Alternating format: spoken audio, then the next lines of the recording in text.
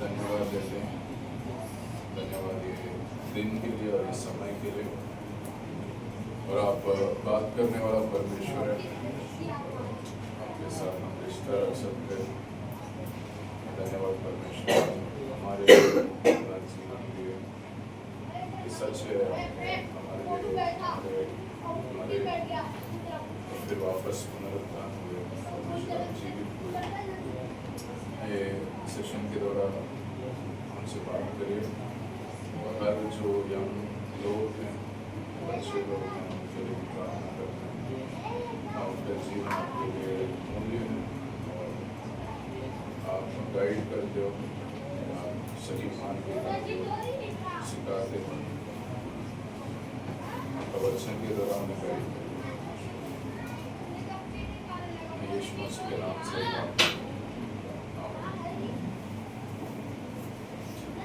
मेरा हिंदी थोड़ा सा कमज़ोर है, तो कुछ शब्द है।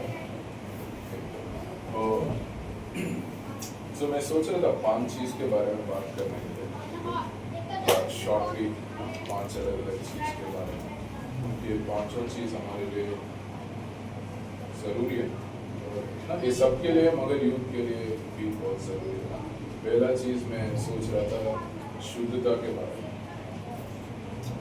या शुद्धता या पवित्रता ना, होलीनेस बोल सकते हैं, प्यूरिटी बोल सकते हैं। तो मैं पहले एक लैब भी संभालता हूँ। तो हम घर पे नमक लेते हैं ना, नमक खरीदते हैं, यूज़ करते हैं। नमक कितने रुपए में मिलता है? कितने रुपए में मिलता है? 20 से 30 के बीच में मिलता है ना आपको 1 किलो, राइट। बट आपको मालूम है एक शुद्ध नमक है जो 99.9% नमक है, मतलब बहुत शुद्ध है, उसमें इम्प्यूरिटी कम है। वो हम लैब में टेस्टिंग के लिए यूज़ करते हैं।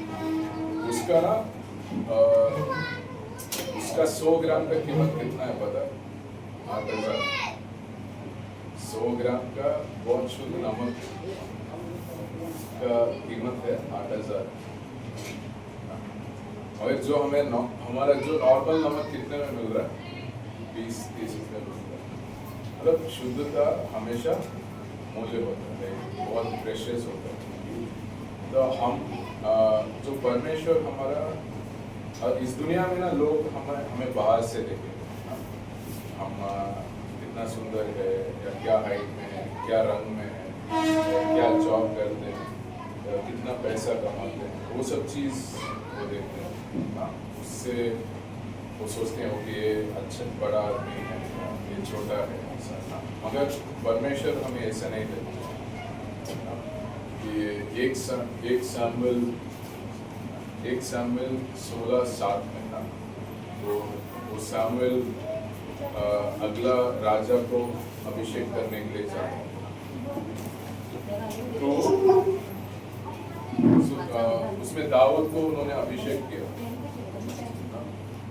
तो अगर बाहर रूप से वो देखेंगे तो दाऊद को अभिषेक नहीं करता, और परमेश्वर क्या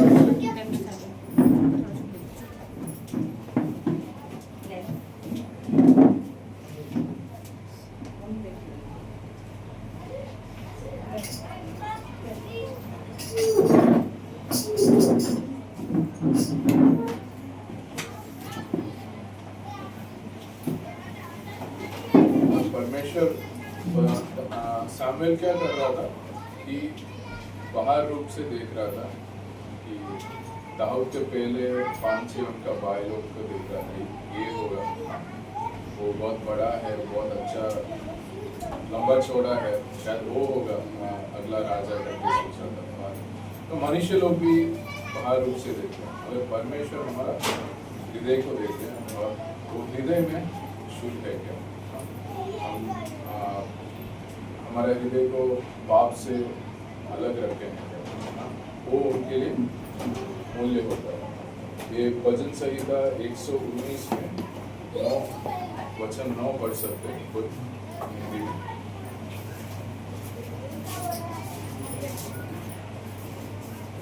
119:9 एक अच्छा मेमोरी वर्स है ना, आप मेमोराइज कर सकता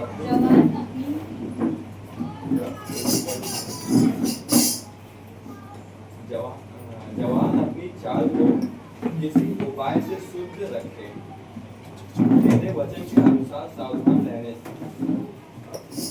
एक ये सब काफी अलग अलग वचन है। एक ये वचन है बहुत मुख्य है, क्योंकि जवान के बारे में लिखा है। जवान इस दुनिया में काफी अलग अलग चीजें जो एक जवान लड़का या जवान लड़की को अलग जगह पे या अलग रास्ता में खींच के लेके जा सकता है, मगर वो अपना हृदय को शुद्ध रख सकता है। अब बाहर अलग अलग चीज़ हो रहा है, कोई गलत रास्ते में जा रहा है, गलत चीज़ कोई मोबाइल पे या टीवी में आ रहा है, मगर मैं फिर भी मेरा हृदय को शुद्ध रख सकता हूँ अगर मेरा हृदय में परमेश्वर का वचन रहेगा। परमेश्वर का वचन मूल है कि जो हमारे हृदय को शुद्ध रख सकता है। ये भजन संहिता 51:10, इसमें दाऊद ये बोल रहा है कि परमेश्वर मुझे एक नया हृदय बनाओ। कि जब हम यीशु मसीह को विश्वास करते हैं, हमें क्या हो रहा है? हमें एक नया हृदय और एक नया आत्मा दिया जा रहा है कि पुराना हृदय को साफ नहीं कर रहा, ये एक नया हृदय मिला। वो एजेकियल 36:26 में भी तो हम चेक कर सकते हैं ना, मेरा शुद्धता या मेरा पवित्रता मैं चेक कर सकता हूँ। मेरा सोच में हमें क्या क्या चीज़ मैं सोच रहा हूँ, मेरा सोच का जीवन कैसे है, या मैं क्या, और मेरा बात में ना मैं कैसे बात कर रहा हूँ, क्या शब्द इस्तेमाल कर रहा हूँ। हो सकता है कुछ लोग से अच्छा बात कर रहा हूँ, बट कुछ लोग से तो मेरा अपना फ्रेंड्स के साथ मैं कैसे बात कर रहा हूँ। चर्च में अलग तरीके से बात कर सकता हूँ, मैं घर पे अलग तरीके से बात कर सकता हूँ, मगर मेरा फ्रेंड्स के साथ कैसे वो सच्चाई दिखाता है। और मेरा रिश्ते में भी मैं शुद्धता ज़रूरी है ना। मैं कैसे लोगों के साथ रिश्ता रखता हूँ, मेरा फ्रेंडशिप में मैं विश्वास योग्य हूँ, या लोगों के साथ मैं विश्वास योग्य हूँ, मैं जो बोल रहा हूँ वही मैं चीज़ कर रहा हूँ। या कभी कभी ऐसा होता है ना, कुछ लोग जैसे मेरा मन में नफरत है मगर सामने में हंस के बात कर सकता हूँ। मैं सच्चाई नहीं, अंदर कुछ और हूँ, बाहर कुछ और, फिर मैं विश्वास योग्य नहीं।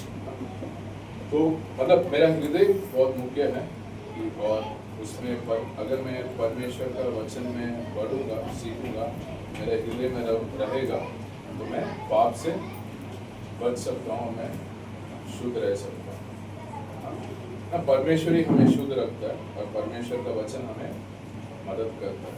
और जब मैं मेरा जीवन में मैं शुद्धता के पीछे चलूँगा तो मेरा जीवन मूल्य, मैं जैसे वो नमक के बारे में बता रहा था, राइट।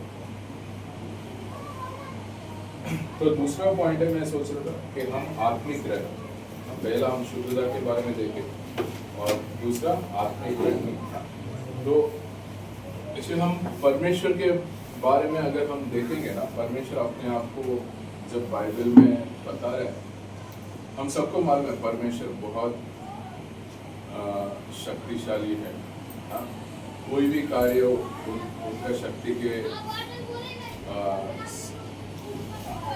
सीमित से बाहर नहीं है। तो और बहुत बुद्धिमान है ना, मगर उनका वजह ज़्यादातर वो क्या दिखा रहे हैं उनके बारे में, वो शक्ति के बारे में ज़्यादातर नहीं बात कर रहे। ज़्यादातर वो उनका प्रेम, उनका कोमलता या उनका अनुग्रह, उसको बढ़ा के, उसके बारे में बढ़ा के दिखाते हैं। हम जैसे अभी हमारा सोसाइटी में या हमारा ये मूवीज़ में वगैरह दिखाते हैं ना, हीरो बहुत पावरफुल रहता है, सबको एक बंदा 10 लोग का मारता है, तभी वो हीरो होता है। कि वो दुनिया का हीरो, बहुत पैसा वाला या बहुत स्ट्रांग वाला या बहुत चालाक वाला, ये सब बड़े लोग के सामने। हाँ, परमेश्वर के सामने कौन है? कौन है बड़ा? जो अनुग्रह वाला, जो माफ़ी करता है, जो जो नम्र है ना, जो एक्सेप्ट करता है, हाँ वो निर्बल है ना, वो कुछ एरियाज में वीक है ना। ये वचन हम देख सकते हैं ना निर्गमन में 34 ना, निर्गमन 34 6 और 7 आप पढ़ सकते हैं।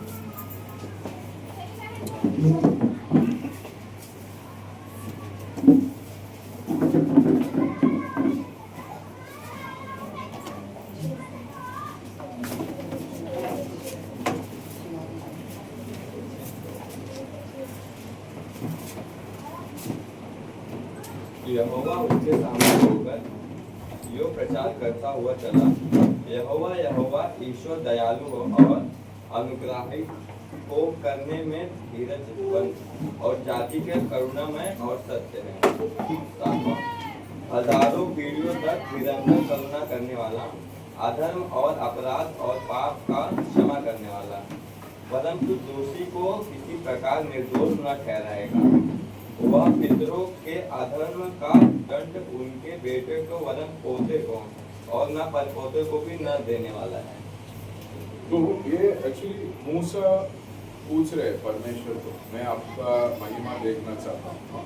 तब परमेश्वर बोलते हैं मैं जाऊंगा, मेरे पीछे की तरफ देख सकते हो। उस समय परमेश्वर बोल रहा है ना, परमेश्वर ये नहीं बोल रहा मैं बहुत महान हूँ, मैं शक्तिशाली हूँ या मैं कुछ भी कर सकता हूँ। दुनिया में बड़े लोग वही दिखाते हैं, पता है मैं कौन हूँ, मैं किसका बेटा हूँ, मेरे पास कितना सामर्थ्य है। परमेश्वर ये नहीं बोल रहा, वो सामर्थ्य वाला है, शक्ति वाला है, मगर वो उनका गुण में वो चीज़ आगे नहीं रख रहे। तो क्या आगे रख रहे? मैं दयालु हूँ, मैं अनुग्रह वाला, मैं धीरज हूँ ना, गुस्से होने में मैं धीरज हूँ,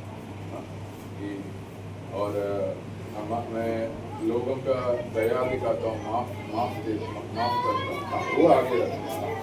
तो अगर हमारे जीवन में भी हम ये गुण ना, ये हम आत्मा का, पवित्र आत्मा का फल भी बोल सकते हैं। गलातियों 5 में हम देखते हैं 22 और 23 में, तो पवित्र आत्मा का फल है।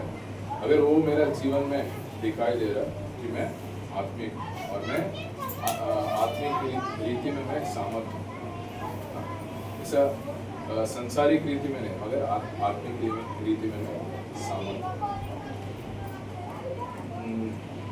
वैसे हम, क्योंकि हम विश्वासी लोग हैं, हम जो एक नया सृष्टि है, तो कोरिन्थियों 5:17 वो बोलता है कि हम मसीह में हैं और हम नया सृष्टि है, पुराना चीज़ सब।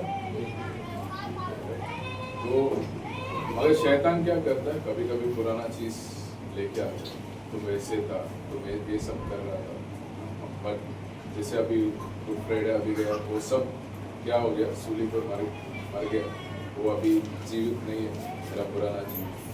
अभी मैं नया सृष्टि हूँ और नया सृष्टि हूँ और मैं यीशु के जैसे बन रहा हूँ, और आत्मिक फल मेरा जीवन में हो रहा है कि, और मैं ऐसा नहीं, मैं न संसार का सामर्थ्य में नहीं बढ़ रहा हूँ कि वो चीज़ मेरा पहला चीज़ नहीं कि यीशु के जैसे बनना, जैसे दया में या अनुग्रह में, प्रेम में, धीरज में। तो अगर मैं आत्मिक रीति में बढ़ रहा हूँ, ये फल आत्मा का फल भी मेरा जीवन में दिखेगा, उसमें भी मैं बढ़ूंगा। कि पहला हमने क्या देखे थे, पहला पॉइंट शुद्धता के बारे में देखे ना, दूसरा पॉइंट क्या देखे हमने, आत्मिक रहना, या मतलब संसारिक नहीं रहना, आत्मिक रहना, और क्या गुण उसमें दिखता है अगर मैं आत्मिक रहूँगा, बढ़ूँगा, वो देखिए। तीसरा में हम देखेंगे हमारा जो टाइम के बारे में, टाइम जो हमारा पास वक्त है, जो इंग्लिश में टाइम बोलते हैं, और उसके साथ साथ हमारा पास जो रिसोर्सेस बोलते हैं, हमारा पास जो भी परमेश्वर हमारा पास ये पैसा हो, धन हो या जगह हो, कि सो हमारा पास जो वक्त परमेश्वर दिया है वो भी बहुत मूल्य है कि, और मैं उसको आसान से वेस्ट कर सकता हूँ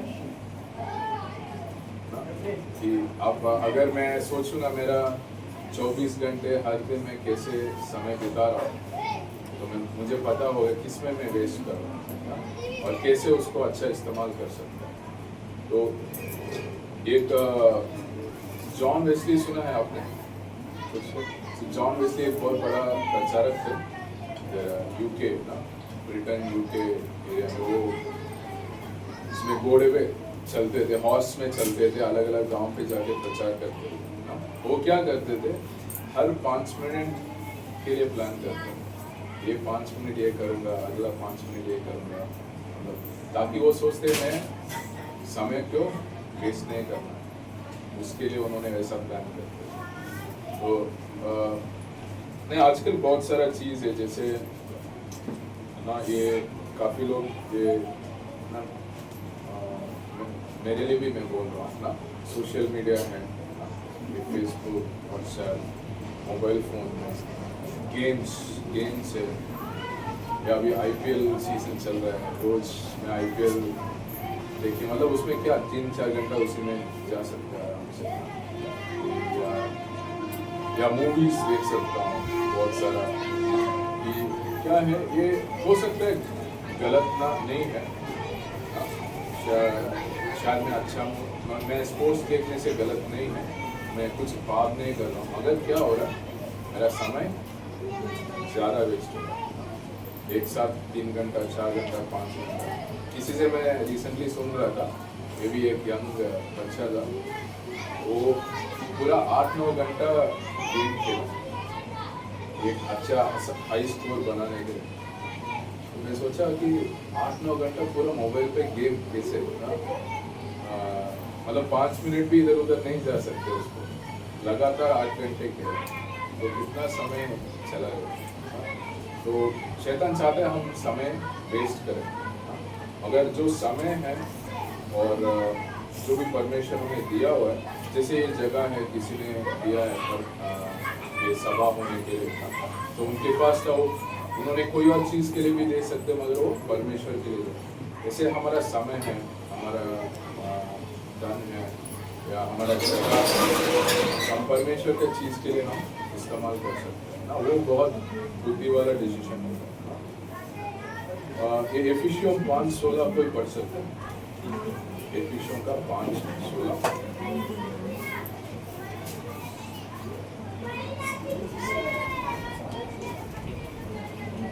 अवसर को बहुमूल्य समझो, क्योंकि दिन बुरे हैं।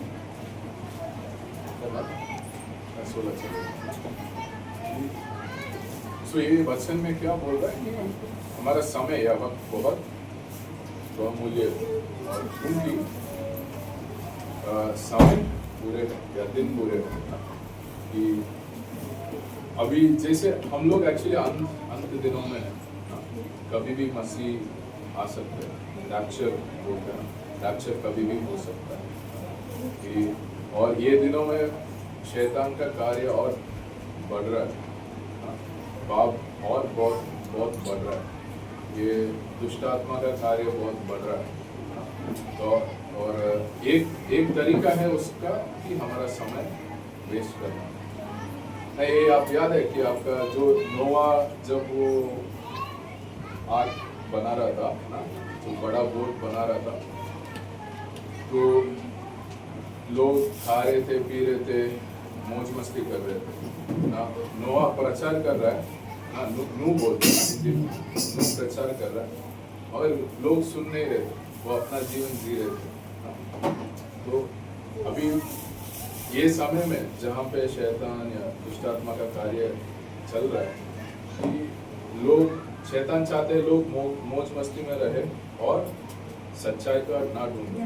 इसके लिए वो गेम्स को भी इस्तेमाल कर सकता है, स्पोर्ट्स को भी इस्तेमाल कर सकता है। ये मतलब मैं ये बोल रहा हूँ कि हम ऐसा नहीं मोबाइल देखना ही नहीं है, हमारा कंट्रोल में रहना चाहिए कि कि ऐसा नहीं कि वो मोबाइल मुझे मेरा 3 घंटे 4 घंटे बर्बाद कर रहा हूँ, कि मैं बुद्धि से मैं उसको इस्तेमाल कर सकता हूँ मेरा ज़रूरत के लिए।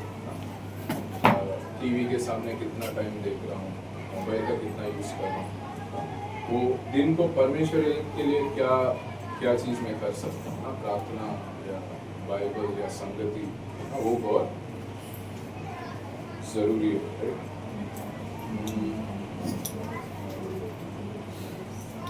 और ये वचन संहिता 90:12 आप पढ़ सकते हैं कि उसमें ऐसा बोल रहा है कि परमेश्वर मुझे सिखाओ कि मेरा जीवन का दिन कितना कम है ताकि हमें बुद्धि आए। मैं अपना हिंदी में बोल रहा हूँ, वचन थोड़ा अलग हो सकता।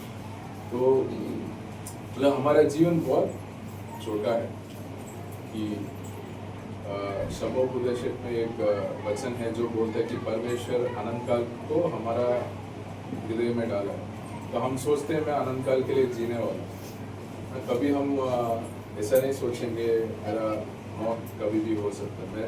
हम जब जीवन के बारे में सोचेंगे बहुत साल जिएंगे करके सोचते हैं, मौत के बारे में नहीं सोचते, क्योंकि अनंत काल हमारा हृदय में परमेश्वर डाला हुआ है। मगर मौत कभी भी हो सकता है। इसलिए ये वचन संहिता में ये लिखा है कि हमारा जीवन कितना छोटा है ना। अगर मैं 70-80 साल भी जीऊँगा वो बहुत जल्दी जाएगा। तो अभी भी मुझे शादी होके 4 साल के ऊपर हो गया, मुझे ऐसा लग रहा है कुछ समय पहले हुआ। मेरा बच्चा अभी पैदा हुआ, जैसे लग रहा बढ़ गया, 2 साल होने वाला। तो समय बहुत जल्दी चले जाएगा। तो उस वजह से हमारा जीवन भी 60 या 70 और 80 साल का जीवन भी बहुत छोटा है कि वो, इसीलिए हमारा समय बहुत कीमती है। सिर्फ ऐसा नहीं कि मैं यीशु को जान लिया, मगर यीशु के बारे में और भी लोगों को बोल सकता हूँ और यीशु के वचन में और भी पढ़ सकता हूँ।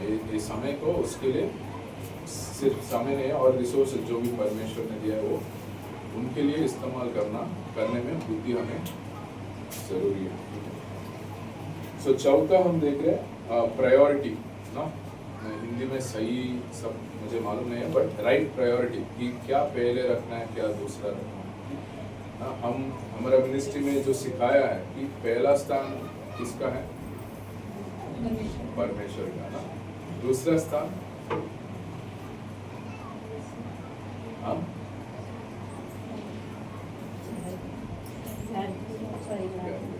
यस ना, दूसरा स्थान परिवार का है ना, और तीसरा स्थान आएगा हमारा सेवकाई या काम।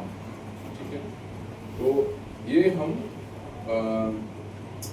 जानना और उसी हिसाब से जीना जरूरी है, क्योंकि कभी कभी कोई और चीज़ परमेश्वर के ऊपर हम रख सकते हैं ना।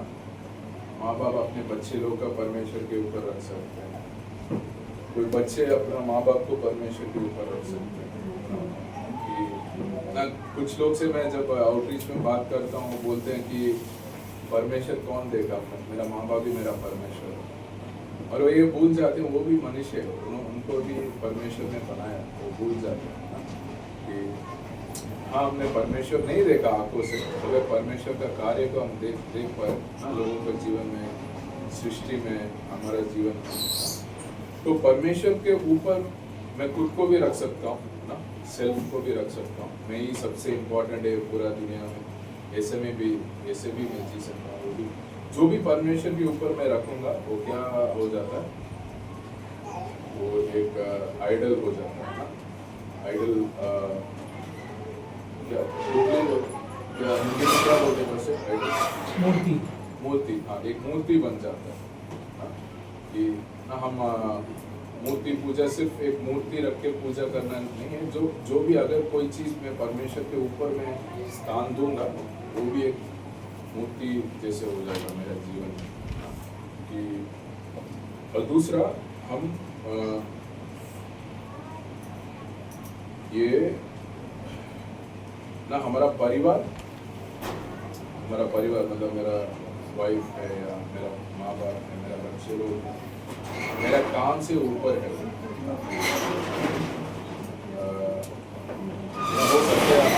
आजकल लोग इतना काम में व्यस्त, इतना काम करना पड़ रहा है ताकि उनका परिवार को संभालना और उनका परिवार के साथ समय नहीं मिलता।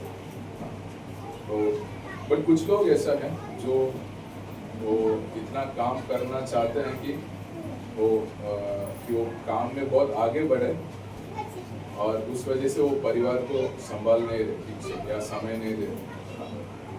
परमेश्वर नहीं चाहता वैसे हम कि परिवार पहले है उसके बाद हमारा काम। अगर मेरा ज़रूरत है मेरा परिवार के लिए, फिर काम उसके बाद ही आता है। कि अगर परिवार में कोई बीमार है तो मेरा रहना ज़रूरी है, मेरा डिसीजन ऐसा होना चाहिए ना, मैं परिवार के लिए पहला स्थान मतलब काम के ऊपर स्थान दे। मत्ती 6:33 के बारे में मैं सोच रहा था ना, पहला हम किसका खोज करें, परमेश्वर का राज्य और उनका धार्मिकता के लिए खोज करें और बाकी चीज जो हमारा जरूरत है वो परमेश्वर देते हैं।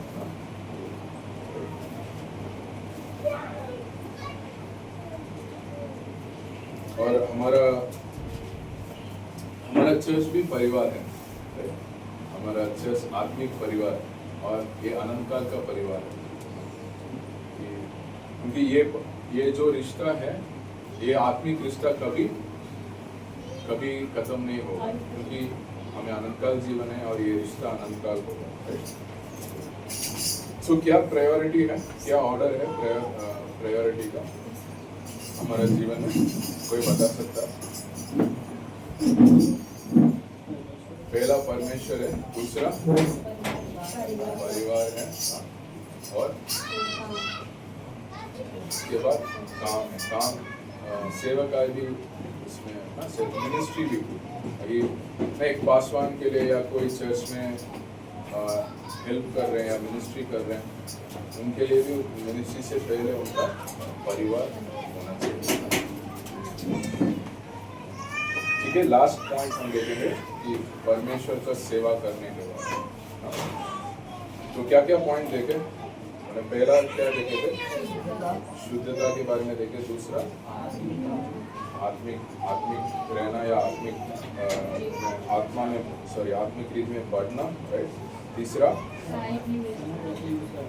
ये समय का कैसे हम बुद्धि से इस्तेमाल करें, सिर्फ समय नहीं मतलब रिसोर्सेस ना, टाइम एंड रिसोर्सेस लिखा, समय और जो भी परमेश्वर ने दिया हुआ ना।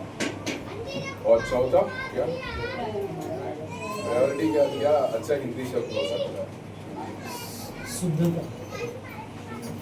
प्रायोरिटी जो पहला स्थान दूसरा स्थान, जो चीज हमें बहुत कीमती है या फिर कोई व्यक्ति जो हमें क्रम बोल सकते हैं, क्रम बोल सकते हैं, सही क्रम हमारा जीवन के लिए, राइट। अभी लास्ट पॉइंट ना, पांचवा क्या, परमेश्वर को सेवा करना। देखिए हम परमेश्वर के बारे में जान लिए और परमेश्वर चाहता है हम परमेश्वर में बढ़े ना, परमेश्वर में बढ़े और उनको सेवा करें। तो ऐसा जरूरी नहीं है कि हम जैसे पास्टर है वो फुल टाइम सेवा कर रहे हैं ना, कुछ लोग है लीडर्स है पास्टर है जो फुल टाइम सेवा करते हैं। ऐसा जरूरी नहीं है मैं फुल टाइम सेवा कर रहा हूँ, मैं काम के साथ साथ सेवा कर सकता हूँ, मैं पढ़ाई के साथ साथ सेवा कर सकता हूँ। तो मगर कुछ गुण चाहिए, मैं जब अगर सेवा में हूँ मेरा कुछ गुण चाहिए, जैसे मैं विश्वास योग्य हूँ या मैं सेवा के लिए मैं अवेलेबल हूँ, अगर मैं उपस्थित हूँ, अगर कोई बाइबल स्टडी है, प्रार्थना का समय है, अगर मैं उसको इम्पोर्टेंट समझ रहा हूँ कि ऐसा नहीं कि आज मैं नहीं आ पाऊँगा, हमें कुछ और चीज़ करना है, उसका मतलब है मैं उपस्थित नहीं, मैं अवेलेबल नहीं। विश्वास योग्य रहना मुख्य है, अवेलेबल रहना मुख्य है और टीचेबल मतलब कोई चीज़ में मैं गलत हो सकता हूँ, मैं सुधरने के लिए या सही चीज़ बताएंगे मेरे ऊपर जो है पासवान या लीडर में सीखना है। मैं सही चीज़ अगर मैं सही नहीं कर रहा हूँ, मैं सही चीज़ सीख सकता हूँ। तो टीचेबल और नम्र रहना बहुत मुख्य है कि सेवकाई में। और जो परमेश्वर हमारा ऊपर अधिकार रखे हैं उनके अधीन रहना मुख्य है, सबमिशन। फिर सबसे पहले ये सबसे ऊपर ये है कि मैं परमेश्वर का प्रेम कर रहा हूँ क्या और लोगों को प्रेम कर रहा हूँ, ये सब जरूरी है। अगर मैं परमेश्वर का प्रेम नहीं कर रहा हूँ या लोगों को प्रेम नहीं कर रहा हूँ, मेरा सेवा क्या होगा, व्यर्थ होगा। मैं काफ़ी चीज़ कर सकता हूँ चर्च में, मगर उसका कोई फल नहीं होगा, वो व्यर्थ हो जाएगा। अगर मैं प्रेम के बिना कर रहा हूँ, अगर मैं खुद का महिमा के लिए कर रहा हूँ, वो भी व्यर्थ हो जाएगा। वो 1 कोरिन्थियों 3 में इसके बारे में लिखा हुआ है। यीशु मसीह किसके लिए आए? यीशु मसीह सेवा करने के लिए आए। यीशु मसीह लोगों को सेवा करने के लिए आए और वो चाहते हैं हम भी उनका सेवा करें। मैं मसीह में बिना बड़े में सेवा नहीं कर सकता। मैं बढ़ रहा हूँ, उनके जैसे बन रहा हूँ। जैसे मैं कुछ गुण बोला उसमें वो मेरा जीवन में दिखाई दे रहा है और मैं सेवा कर सकता हूँ। वो फल लेके आएगा, लोगों को जीवन में प्रभाव करेगा। एक लास्ट वचन पढ़ेंगे, फिर खत्म करेंगे। एक पत्रस 4:10 पढ़ेंगे। तो हम सब वो अब 1 कोरिन्थियों 12 में भी पढ़ सकते हैं कि पवित्र आत्मा के द्वारा हम सबके पास आत्मिक वरदान है, ये स्पिरिचुअल गिफ्ट बोलते हैं। किसी का अच्छा म्यूजिक बजाना आएगा, किसी का गाने का आएगा, किसी का अच्छा सिखाने के लिए वरदान है, किसी का लोगों को प्रोत्साहित करना या मदद करना वरदान है। ऐसा अलग अलग वरदान है ना। रोमियो 12 में उसमें उसके वरदान के बारे में है, 1 कोरिन्थियों 12 में है। मतलब एटलीस्ट एक वरदान तो हमारा अंदर है, पवित्र आत्मा ने दिया।